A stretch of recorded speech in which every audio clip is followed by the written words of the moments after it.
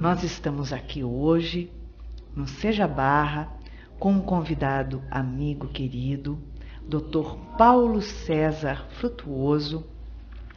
Ele é médium há mais de 40 anos no Lar de Frei Luiz, em Jacarepaguá, onde ele participa de inúmeros trabalhos de materialização e, como médico oncologista, ele pode falar mais profundamente sobre os casos de materialização, como acontecem.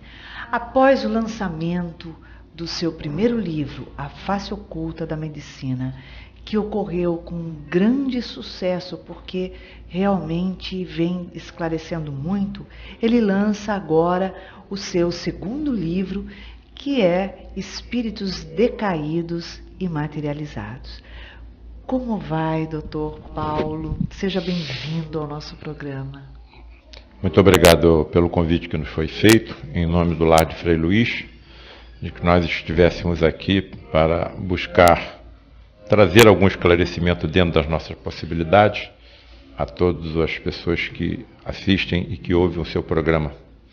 É uma honra que eu esteja aqui com vocês. Muito obrigada, que bom, é uma honra para a gente, né? Doutor Paulo, me diz uma coisa, como é que surgiu esse livro Espíritos Decaídos e Materializados? Como é que você começou a escrever esse livro? Isso é um projeto antigo e foi um projeto entregue por Frei Luiz ao presidente, na época, Dr. Luiz da Rocha Lima. Ele já tinha escrito 8 livros e esse seria o 9º. Acontece que ele já estava com bastante idade e não teve condições de dar prosseguimento a esse trabalho literário.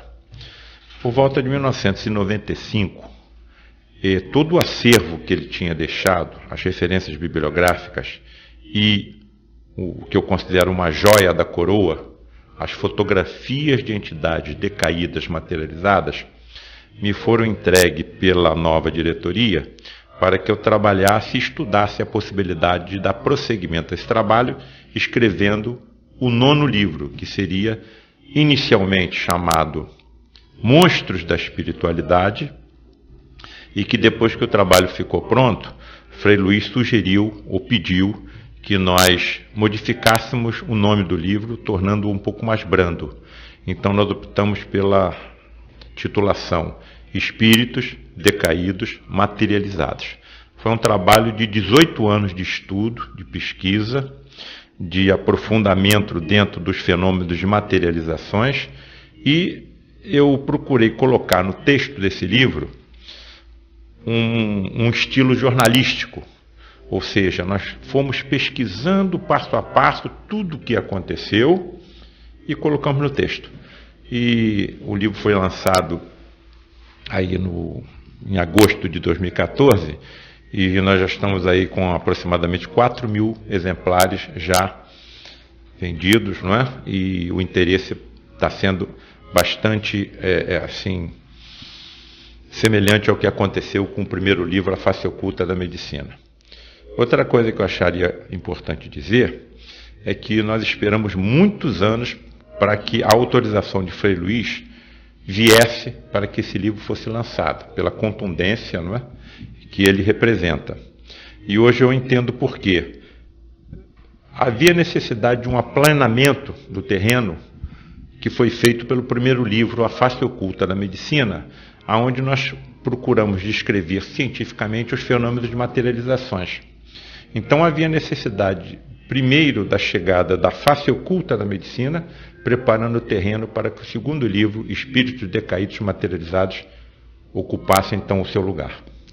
Certo, porque é bem vasto, né, a documentação e as comprovações que tem sobre esses casos de materializações. Inclusive fotos, pesquisas, e isso é uma coisa que são comprovações de que existe algo entre o céu e a terra que é muito maior, muito mais forte do que os nossos olhos podem ver, né?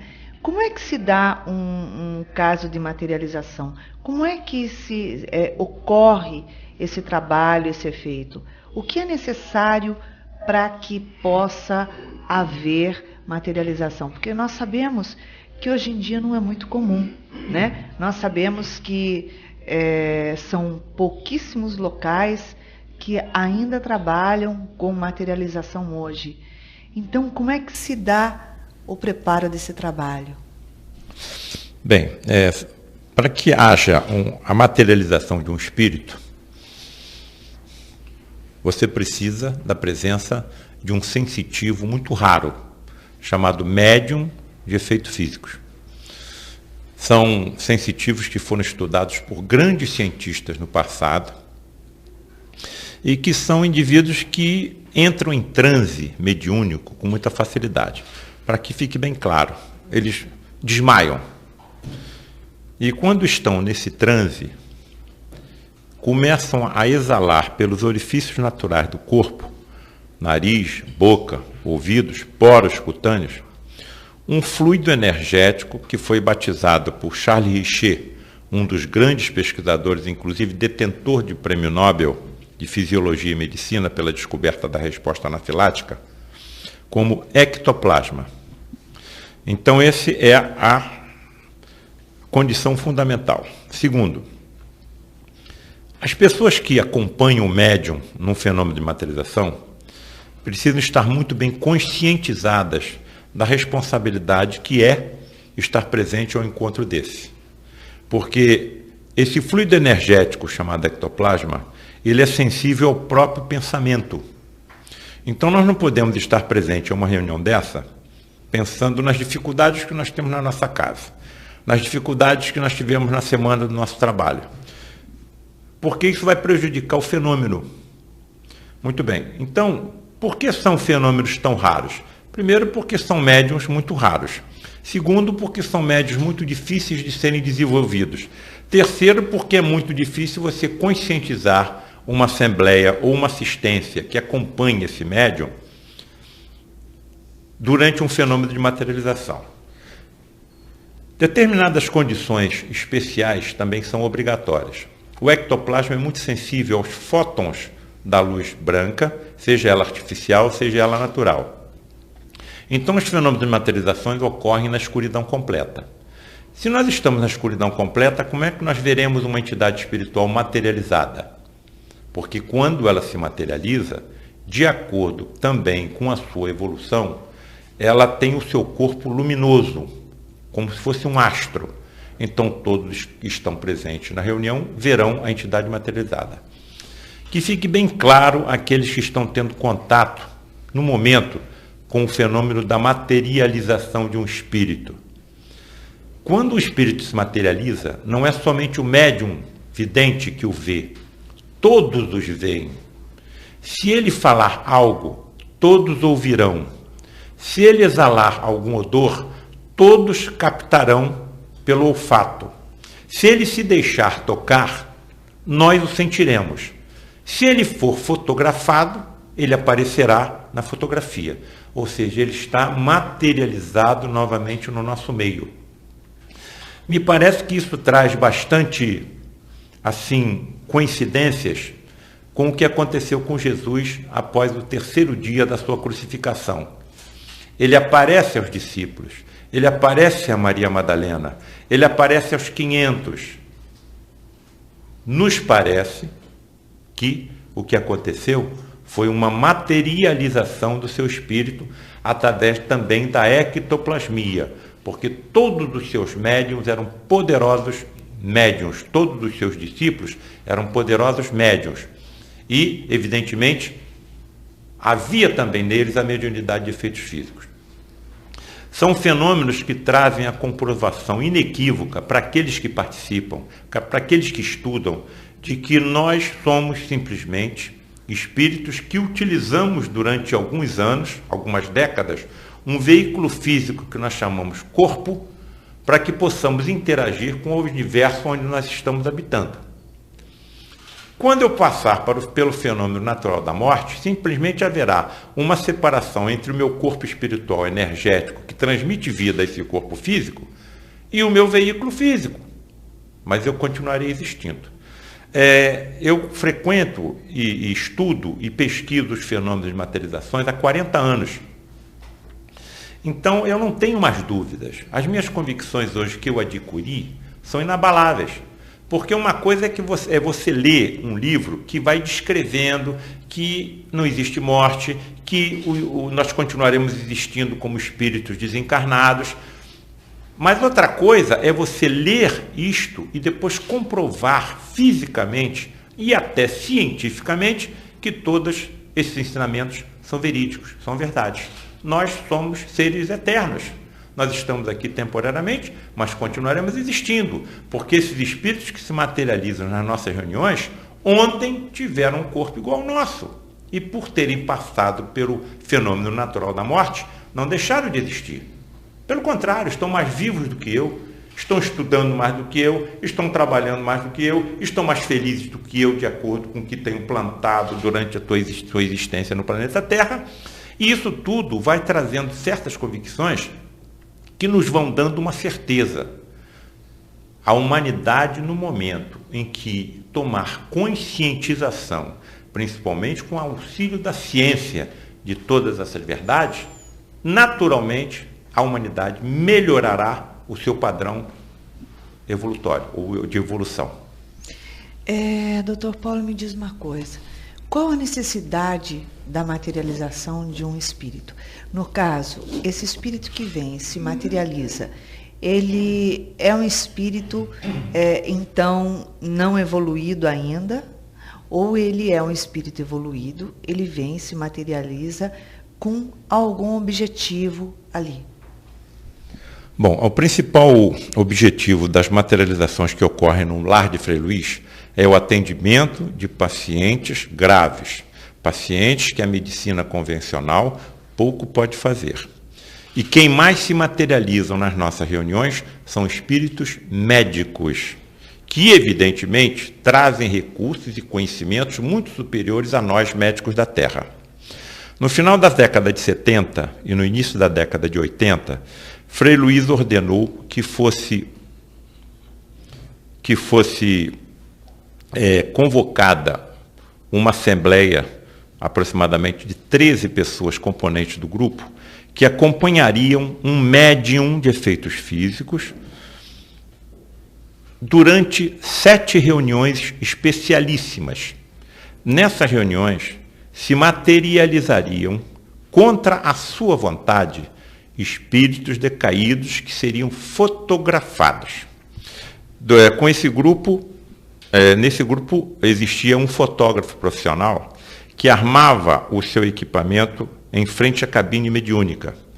As luzes eram apagadas e nós ficávamos em prece aguardando os acontecimentos. Dessas 7 reuniões eu participei das 2 últimas, era quando eu estava chegando ao grupo. Certo. Qual era o sinal que vinha da cabine? Um estalar de dedos. Quando ocorria esse estalar de dedos, o fotógrafo disparava a sua máquina que estava apontada para a porta da cabine. Nós só iríamos ver o resultado dessas fotografias no dia seguinte. Reveladas. Muito bem. E o que aparecia nessas revelações são de estarrecer.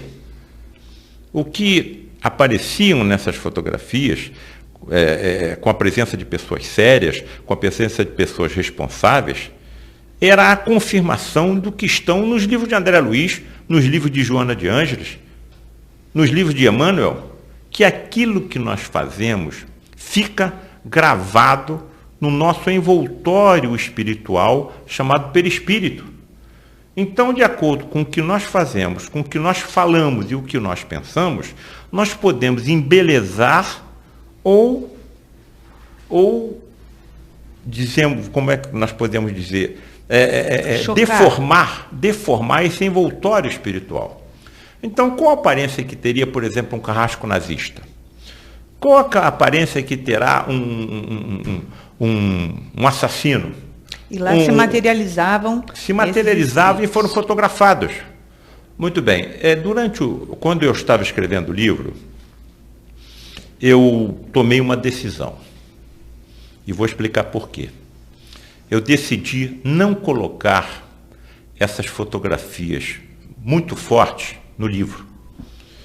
Por que eu tomei essa decisão? Eu descrevo cuidadosamente cada fotografia.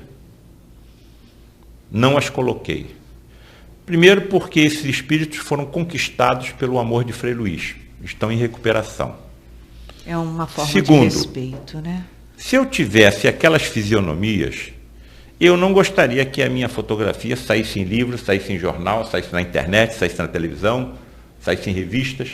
Então, eu considero assim uma falta de caridade, um desrespeito Sim. a um espírito que não deixa de ser meu irmão, porque foi criado por Deus como eu.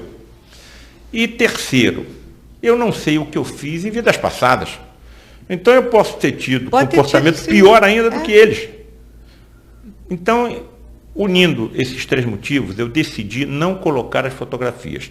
As descrevo cuidadosamente, mas não coloco a fotografia. Mas coloco outras fotografias que acompanharam a materialização desses espíritos. Por exemplo, em 2 reuniões, quando nós entramos no santuário, o santuário estava completamente destruído. Como isso poderia ter acontecido se ninguém ali tinha entrado? Ou seja, essa energia ectoplasmática, ela é também utilizada por essas entidades, que podem ser classificadas como tudo, menos como ignorantes. Porque eles conhecem profundamente a ciência da ectoplasmia. Sim. E isso não deve nos espantar, porque é uma energia neutra. Nós também utilizamos a energia atômica para construir um aparelho que trata o câncer, mas também a utilizamos para fazer uma bomba, que destruíram 2 cidades, matando milhares de pessoas. Perfeitamente. Então, num planeta de provas e expiações de que nós habitamos, esse comportamento não deve nos trazer estranheza, porque é o comportamento que a própria humanidade tem. Sim. Então, o que me parece que está sendo colocado nesse texto é uma derradeira chamada de alerta a uma série de pessoas encarnadas com um comportamento completamente equivocado e que não sabem as verdades que nós conhecemos e o que enfrentarão quando passarem pelo fenômeno natural da desencarnação. Quando há um caso de materialização de um espírito dessa estirpe que tem essas deficiências ainda pelo seu moral que está sendo trabalhado, pelas suas dores, porque é um espírito sofredor, somente isso, como todos nós, só que em graus diferentes, né? Ele se materializa naquele momento para permitir o estudo, o conhecimento do que é, e depois se desmaterializa.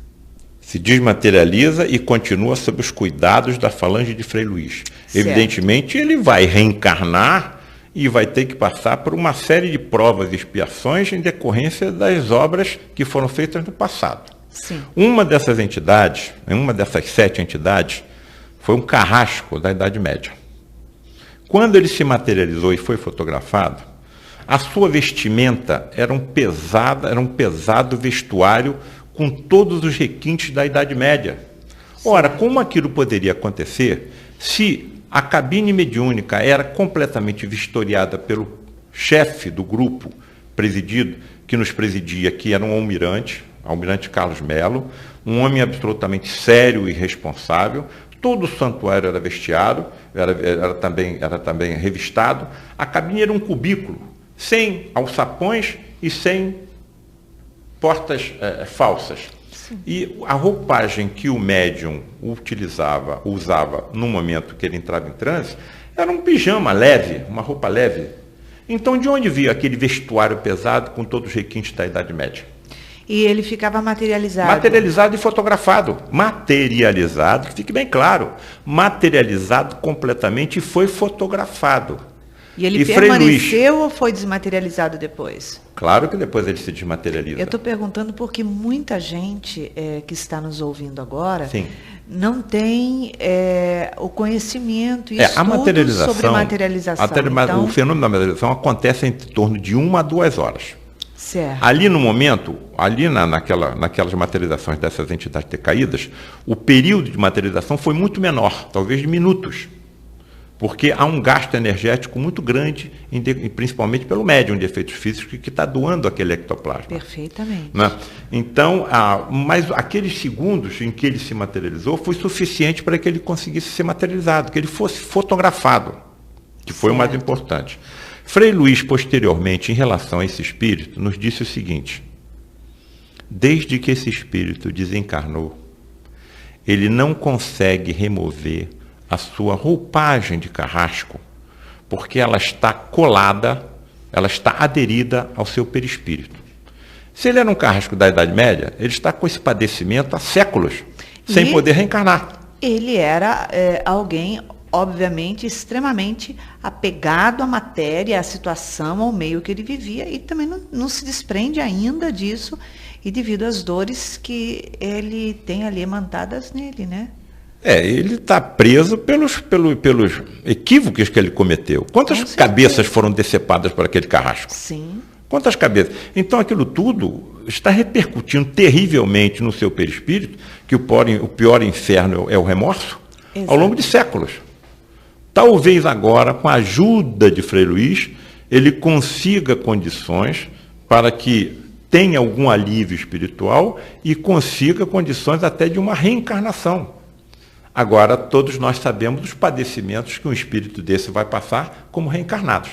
Com certeza. Todos nós sabemos, basta que nós saiamos pelas ruas, que nós vejamos o que colhem aqueles que fizeram atos assim, que levam ao sofrimento do semelhante da natureza em vidas passadas. Perfeitamente. Eu acredito que na hora que a ciência comprovar todas essas verdades, nós vamos ter uma ferramenta muito poderosa para alavancar a evolução da nossa humanidade como um todo. Um outro fator importante para essa melhora vibracional do planeta Terra, da humanidade que aqui habita, é a comprovação científica que já está sendo feita da reencarnação. Ou seja, por exemplo, o que é um palestino vai reencarnar como judeu, o judeu como palestino, o negro como branco, o hindu como um maometano, ou um maometano como um hindu. Então, por que guerras? Porque se você amanhã pode reencarnar do outro lado da fronteira, onde habita aquele que você está guerreando. Perfeitamente, não faz sentido, né? Toda essa guerra, na verdade, com você mesmo, porque hoje você está do lado de cá, amanhã você está do lado de lá. E você vai defender cada hora uma coisa. Na verdade, esses espíritos que ainda têm tão impregnados sobre si essa dor, porque não deixa de ser uma dor profunda, um remorso profundo, só poderão ter isso transformado através da sua modificação moral, né?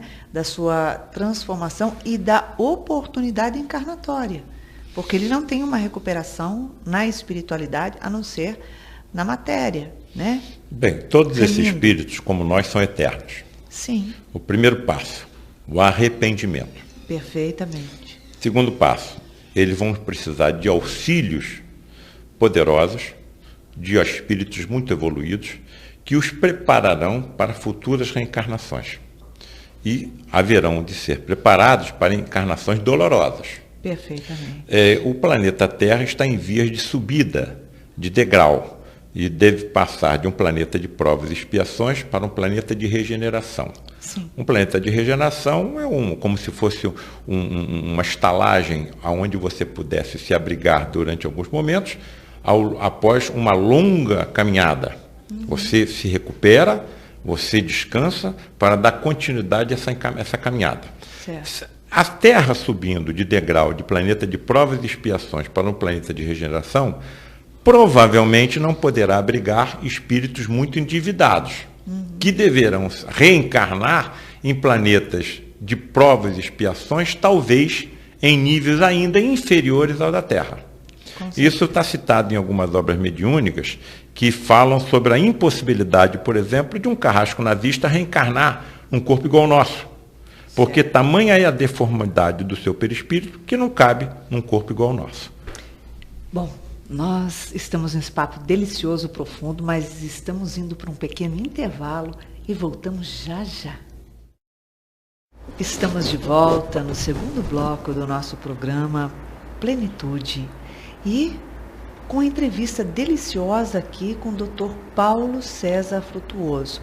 E nesse segundo bloco, nós vamos focar um pouquinho mais na área do tratamento.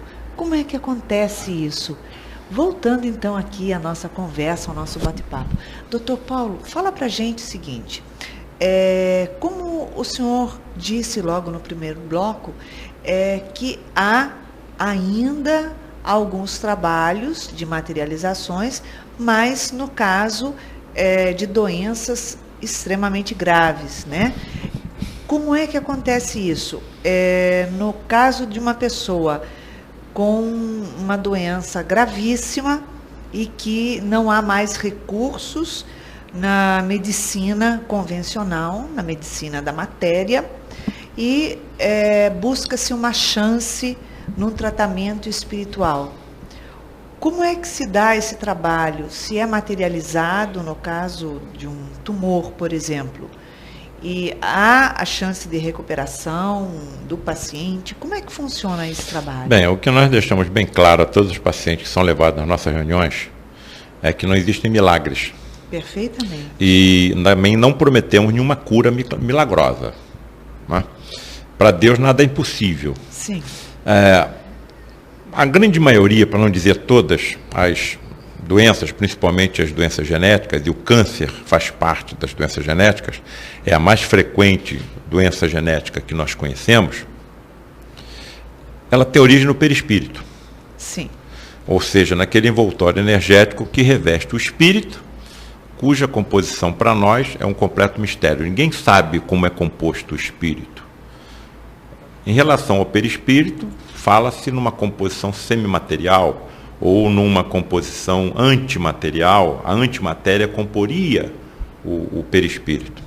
E ali estaria gravada todas as nossas impurezas que ali foram colocadas por nós próprios, de acordo com o que fizemos, com o que falamos e até com o que pensamos. Então, os tumores, o câncer, seria uma forma de remoção, um aspirador das impurezas existentes no espírito. É nesse perispírito que essas entidades materializadas atuam. Eles trazem instrumentos energéticos, luminosos, e a própria luminescência que exala dos seus corpos é utilizada na limpeza desse perispírito. Muitas vezes, ou todas, esses benefícios no perispírito repercutem no corpo físico.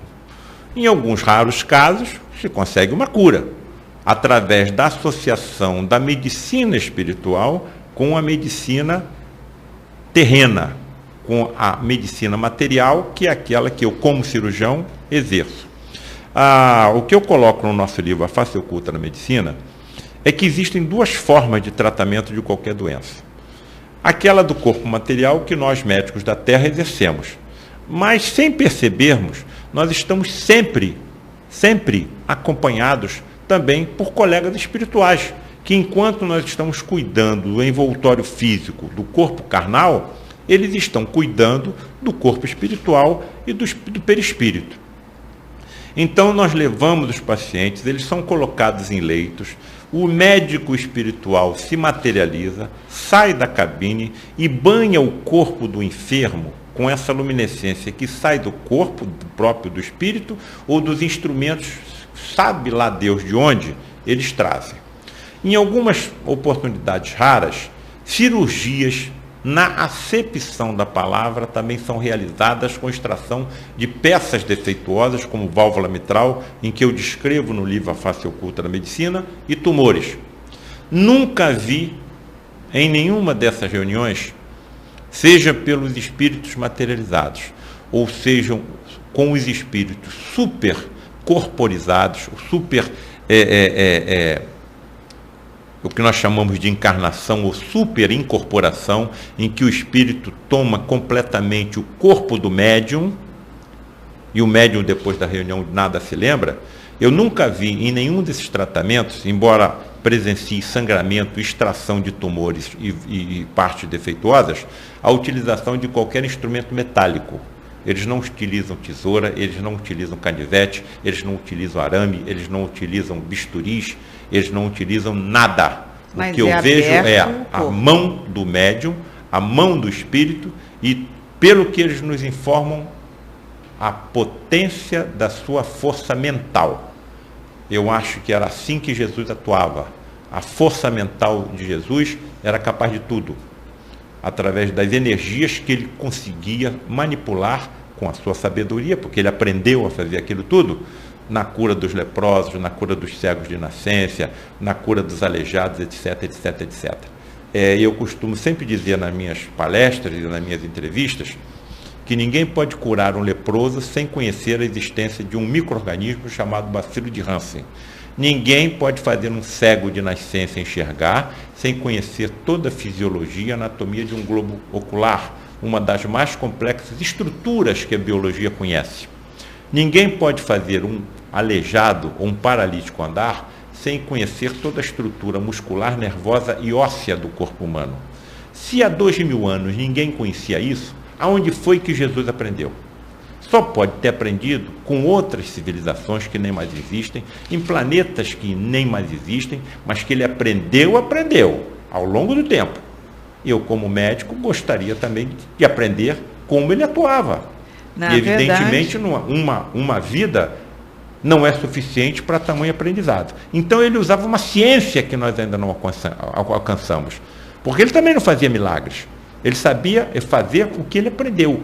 Milagre para nós que não compreendemos. Eu também costumo dizer que quando eu vou a um hospital realizar algum procedimento cirúrgico, na hora que eu lavo as minhas mãos e os meus braços para que eles fiquem esterilizados antes que eu coloque a minha roupa de cirurgião e as minhas luvas, eu não toco na torneira.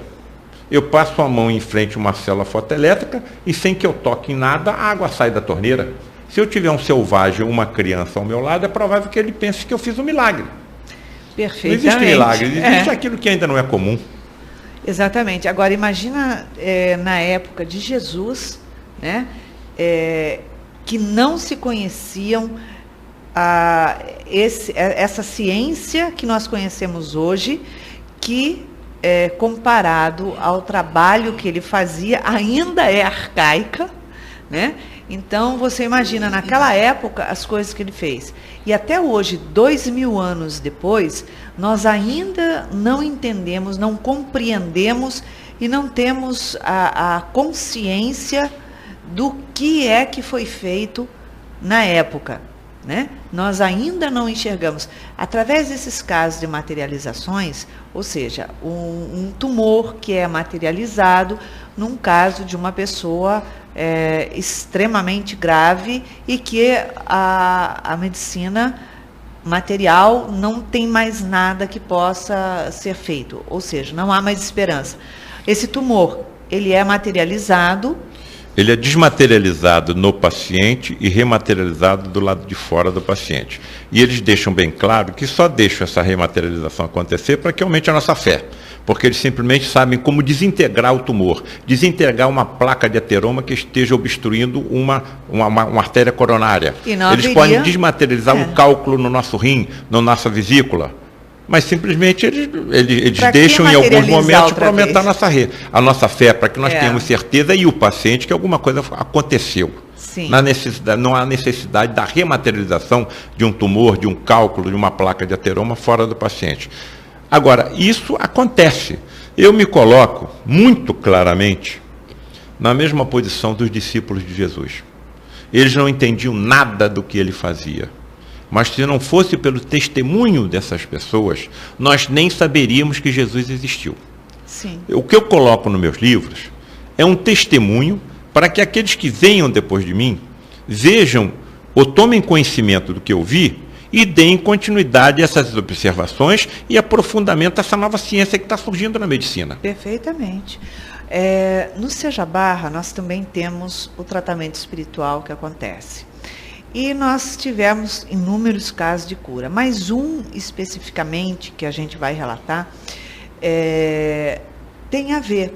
O que acontece? Um senhor que tinha um tumor no pulmão tamanho T4, né, que seria o tamanho de uma laranja, né, o local que estava não cabia cirurgia, não tinha como retirar, então o que ele fazia era um tratamento de quimioterapia, mas a gente sabe que é paliativa, ou seja, para segurar, para que não aumente e, quiçá, a oportunidade, por Deus, de regredir, né?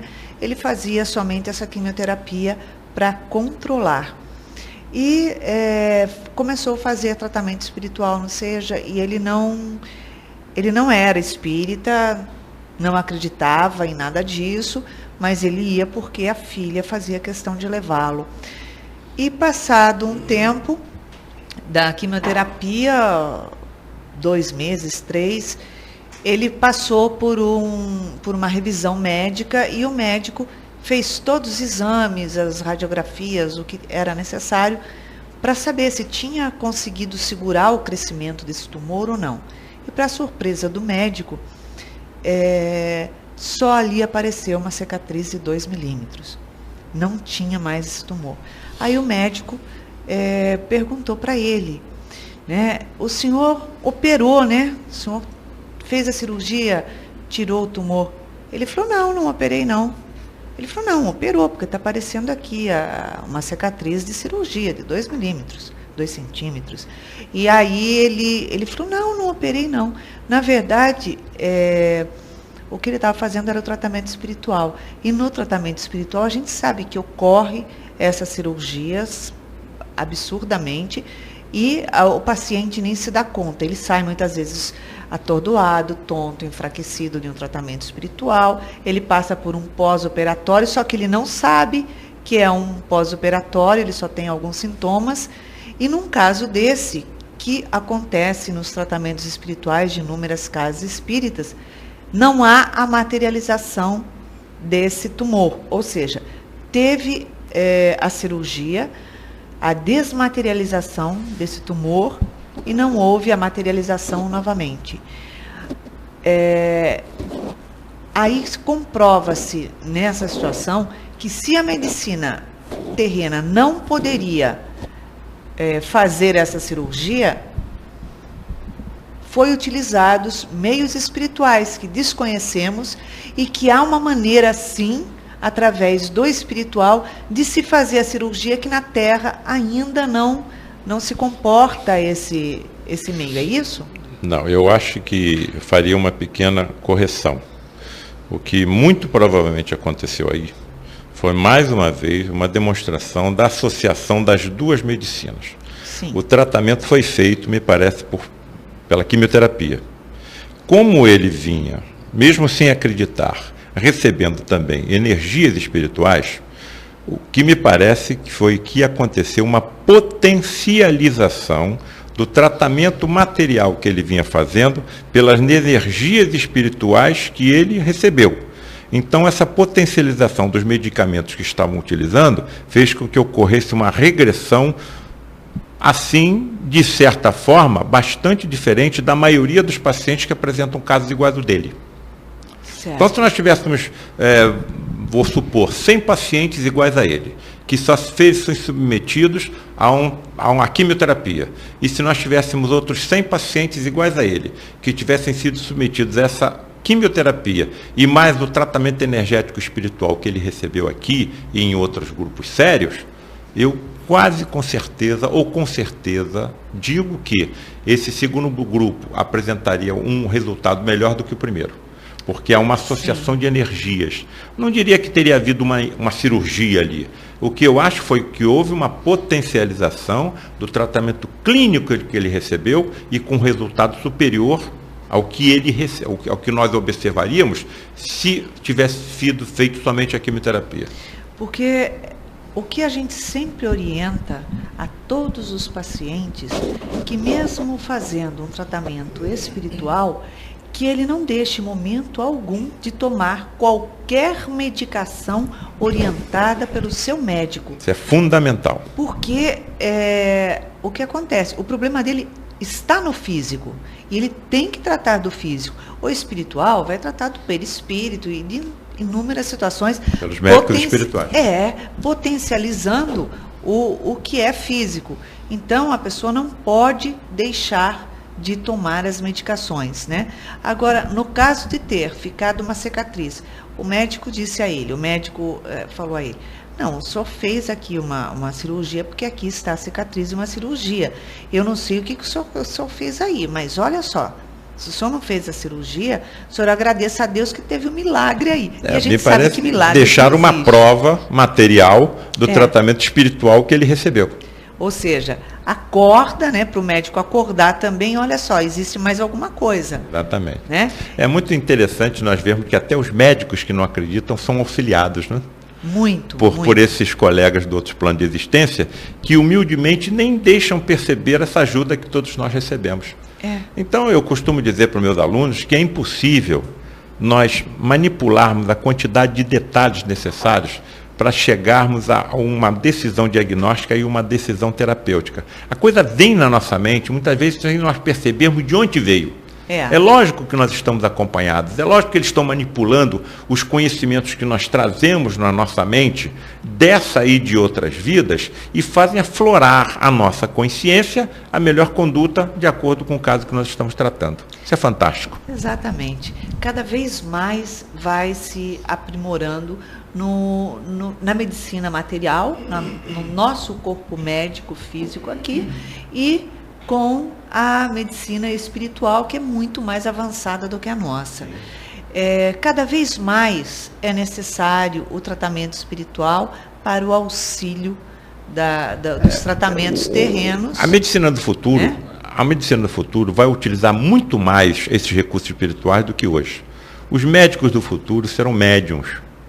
Nós não necessitaremos no futuro os equipamentos que necessitamos hoje para diagnósticos, para a verificação do interior do corpo dos nossos pacientes. Pela nossa mediunidade, isso está mais ou menos descrito no livro A Face Oculta da Medicina, sim, nós podemos vislumbrar o interior dos nossos corpos sem ultrassonografia, sem tomografia computadorizada, sem ressonância magnética, sem raio-x, porque pelos nossos dotes mediúnicos super desenvolvidos, nós vasculharemos o interior dos corpos dos nossos pacientes. E também, com a energia ectoplasmática existente em todos nós, os médios de efeito físico são seres humanos iguais a nós. Sim. Por que eles expelem com mais facilidade o ectoplasma do que nós? Porque apresentam um dos envoltórios fluídicos diferente do nosso, mais fenestrado. Sempre são espíritos muito endividados. Mas essa energia, esse ectoplasma também está dentro de mim. Então, no futuro, nós saberemos e aprenderemos isso em escolas de medicina.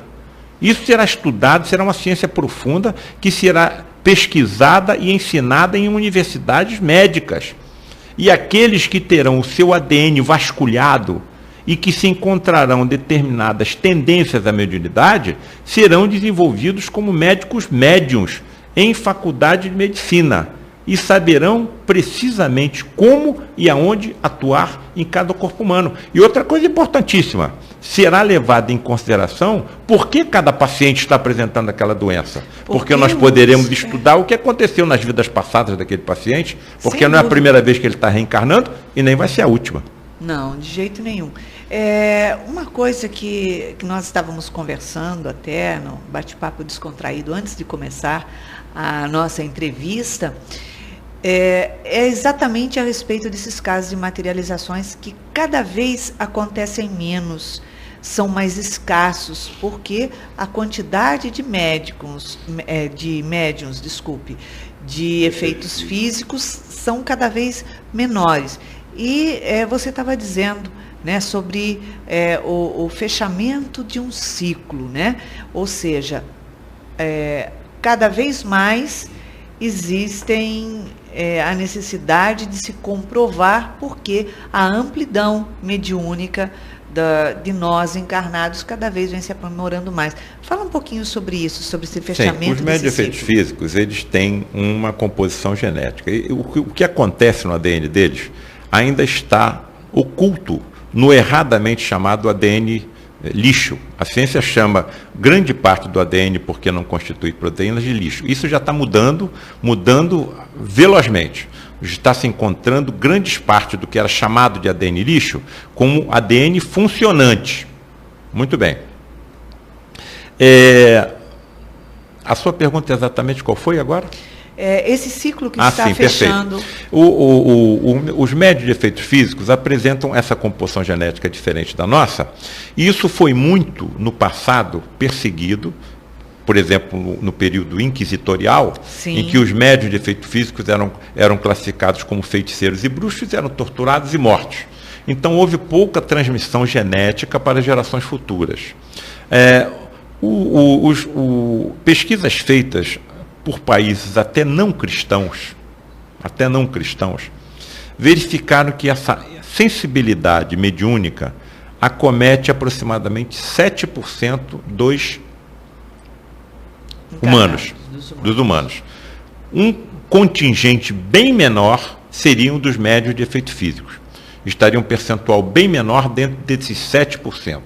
Eu costumo me perguntar o seguinte: o que acontecerá quando, em vez de nós formos somente 7% de médiuns dentro de toda a humanidade, nós formos 30%, 40%, 50%, 60% de médiuns? Evidentemente, esses médiuns nascerão nos lares dos cientistas, nos lares de todas as religiões, nos lares de todos os países. E, evidentemente, essa sensibilidade terá que ser obrigatoriamente investigada pela ciência. Por que meu filho está tendo visões que eu não tenho? Sim. Por que na presença do meu filho os objetos se movimentam sem força física aparente? Por que meu filho ouve coisas que ninguém mais ouve? Aconteceu com meu pai. Meu pai, aos 6 anos de idade, começou a ter evidências. Ele está com 90 anos. Então isso foi há 84 anos atrás. Como ninguém via o que a criança dizia que via, levaram ele a uma junta médica. A junta médica decidiu que essa criança de 6 anos deveria ser submetida a choques elétricos, para que aqueles distúrbios sensoriais fossem aniquilados, fossem exterminados da criança. Não tem nada a ver. As evidências dele nunca desapareceram, pelo contrário, se tornaram cada vez mais exuberantes, porque a ciência não aceita ainda a existência da mediunidade. Mas isso vai mudar, à medida que nós fomos ampliando o contingente de humanos com dotes mediúnicos. Perfeitamente, perfeitamente. E como a gente está falando, né, sobre os casos de materializações, cada vez eles são mais reduzidos em todos os locais. Né? São pouquíssimos locais que tem. São muito raros. A grande exuberância do fenômeno mediúnico foi no final do século XIX e mesmo início do século XX. Me parece que houve um ciclo em que a humanidade teve oportunidade de verificar a veracidade desses fenômenos e estudá-los. Sim. Estudá-los. Mas o porvir a Deus pertence. Nós estamos sob um governo planetário e que nós depositamos nele a nossa confiança. Eu, por exemplo, no grupo de Frei Luiz, nós não sabemos o que acontecerá quando o último médium de efeitos físicos não estiver mais conosco. Mas Frei Luiz certamente sabe o que vai acontecer. Se houver necessidade da aproximação de outros médiums de efeitos físicos, eles aparecerão. E as reuniões com materialização de espíritos continuarão cada vez mais exuberantes. Perfeitamente. É muito interessante, né? O espiritual e o material trabalhando juntos, embora a evolução do espiritual é muito maior do que a nossa aqui encarnado, porque a gente fica limitado. Limitado. A ciência só conhece 4% do que acontece no universo. Sim. A ciência não conhece o que acontece em 96% do universo. E eles classificam como energia negra e matéria negra. Então, se a ciência não conhece 96% do que acontece no plano material, como é que nós vamos exigir o conhecimento mais amplo no plano espiritual? Mas nós temos a eternidade pela frente, né? É isso aí. Nós estamos no finalzinho do nosso programa e pedimos a você, Dr. Paulo, que deixe uma mensagem, um recadinho aos nossos ouvintes. Eu deixo a mensagem a todos esses que padecem de algum sofrimento físico, que não percam a esperança, que lembremos que nós somos seres eternos.